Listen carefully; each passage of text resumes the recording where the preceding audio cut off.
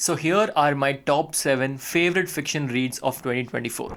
Hey you beautiful people, welcome back to a new video on our channel Read Travel Become. For you guys, I'm going to share some beautiful fiction books that I read this year. You have to watch out for the number 1 book which I personally recommended a lot of people. It was the best book that I read this year. And all of the 7 books, in fact, are beautiful fiction reads. If you're looking for great fiction reads, this video is definitely for you. Make sure you watch the video till the end. You may never know which thought or fact may resonate with you and change the course of your life. So let's get started. On number 7, I have a Christine Hanna book. The book is The Great Alone. I remember reading this book in just 4 to 5 days. It looks like a long book, but just the world that she has created. Christine Hanna always creates one of the best worlds in historical fiction section. This book is about a family who goes into the Alaskan wilderness. Alaska is like this magical land, right? All of the books that we have already read about Alaska, it feels very magical, right? Because there are so many mysteries, so many local traditions of the people of Alaska. It's very cold, it's dark for most of the year, and this you all know about the snowfall and everything. Christine Hanna has humanized Alaska. Alaska seems like a main character in this book, and the family that she has talked about, these are beautiful characters written, especially the central character of a girl. This family moves to Alaska to stay with the local people because of the personal problems that they're going through. And when they go to Alaska, how do they cope up with the Alaskan wilderness, the people there, the local traditions there, and lots of events happen. Beautiful read.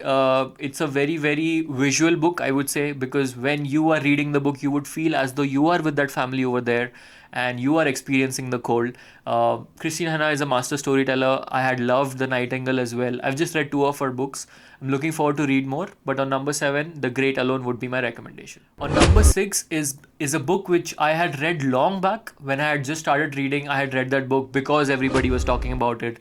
And frankly, when I had read it that time, I did not like it as much.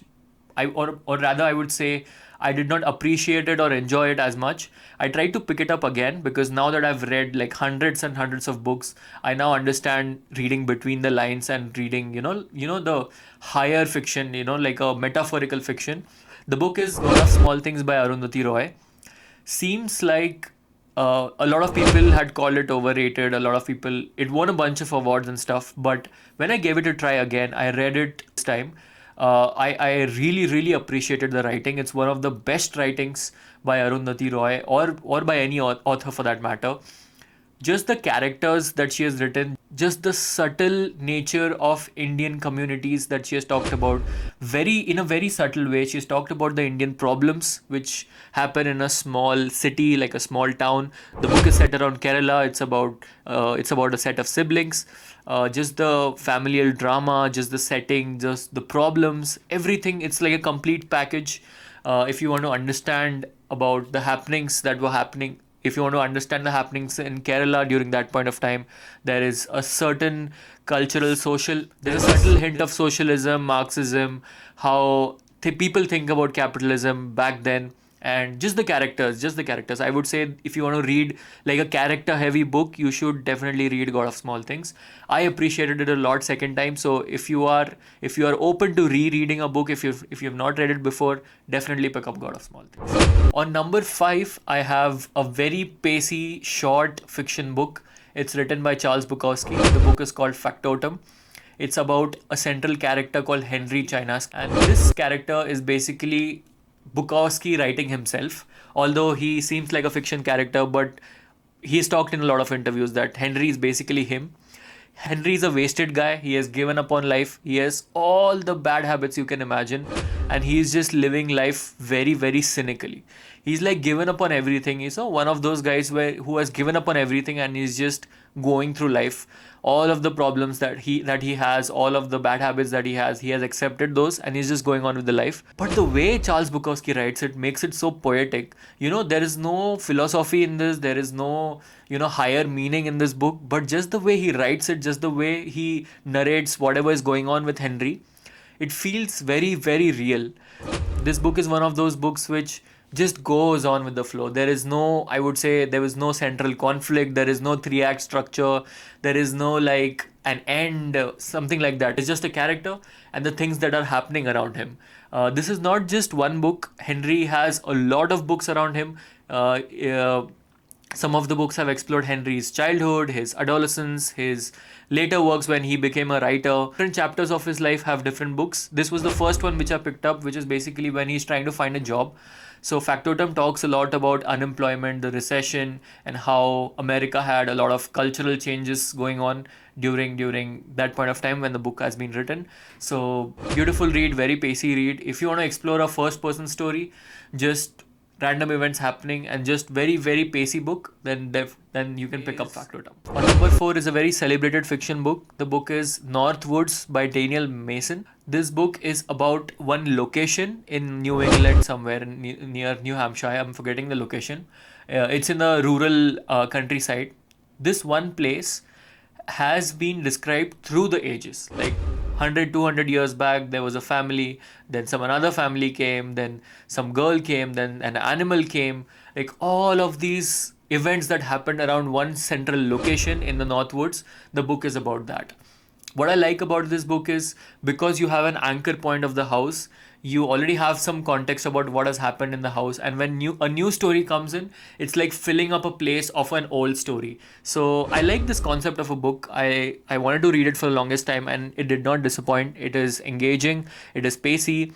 It's written in a very different English. It's not your traditional English. You would find there's a lot of, I won't say Shakespearean, but it has like this old English kind of a vibe where it's a different English. I don't know exactly how to pinpoint what kind of English it is, but if you want like a different flavor of literature, definitely read this book. Concept is amazing, execution is amazing.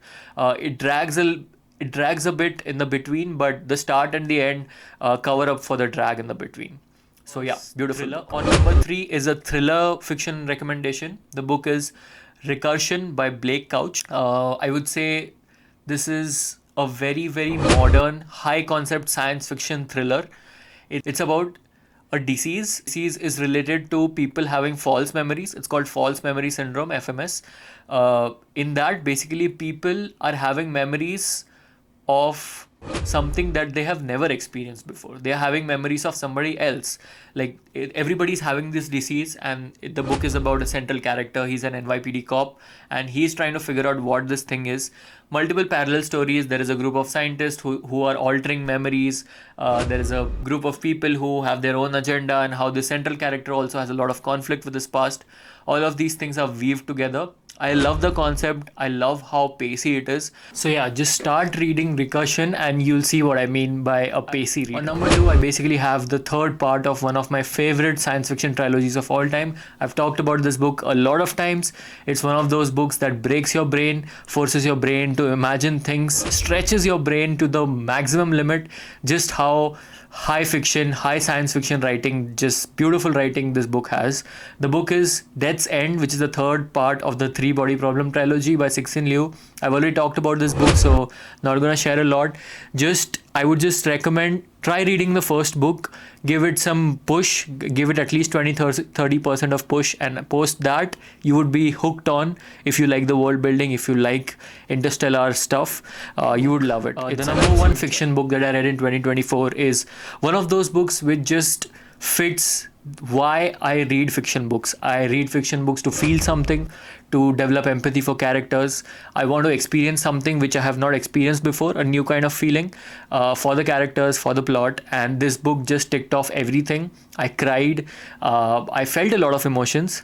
The book is There Are Rivers in the Sky by Elif Shafak. Beautiful writing, very heartfelt. It's one of those books where I could feel that Elif Shafak has given her all in this book. She has just poured her heart out. Just the characters, the little things, and just the whole plot. I had no clue about the Hammurabi's Code, about Gilgamesh, all of these epic historical fantasy stories. These have been weaved into 3 different narratives. These 3 narratives are at different points of time. There are 3 parallel stories running. How all of these 3 stories have an influence around the historical concept of Gilgamesh and all of those historical things, which I don't want to talk about in this video because I want you guys to experience that firsthand.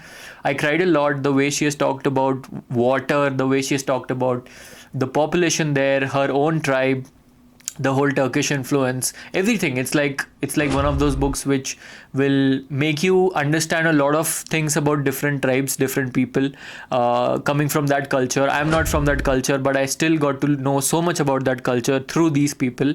And just one of those books. I would rate it 10 on 10. Very good fiction book. Personally, I felt it's one of my best reads of 2024. So that was the list, guys. Thank you so much for watching the video till here. Lots of interesting videos are lined up. Next year as well, we are going to read a lot of amazing books together. I have great things planned for you guys, so stay tuned. Subscribe to my channel. We're gonna make next level bookish videos, next level becoming videos. Travel videos, I'll try. It's hard, but I'll try. But yeah, thank you so much for the love and support. That's all for this video. See you in the next one. Bye bye.